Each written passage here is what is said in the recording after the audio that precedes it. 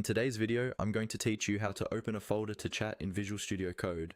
To get started, make sure you already have Visual Studio Code installed on your computer. This is the main application we'll be using.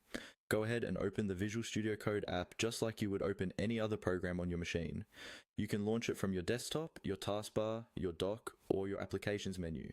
Once it opens, you should see the familiar vscode interface with the sidebar on the left and the main editor area in the center. Now, before we can add a folder to chat, we need to have a folder selected in Visual Studio Code.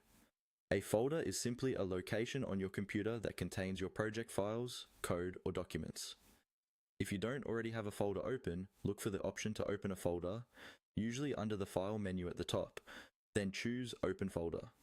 Navigate through your system, pick the folder you want to work with, and confirm your selection.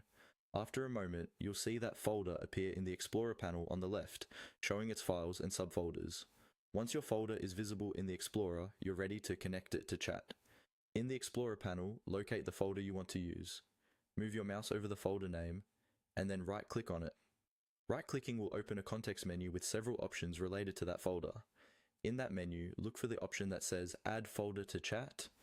This option lets your chat tool inside Visual Studio Code access the contents of that folder, so you can ask questions about the files, get help with code, or generate explanations directly based on what's in that project. Go ahead and click on Add Folder to Chat. After you click it, the folder will be linked to your chat session. From this point on, when you open the chat panel in Visual Studio Code, the assistant can reference the files in that folder, making your questions and answers much more specific and helpful. That's all there is to it. Open Visual Studio Code, select your folder, right-click on it, and choose Add Folder to Chat.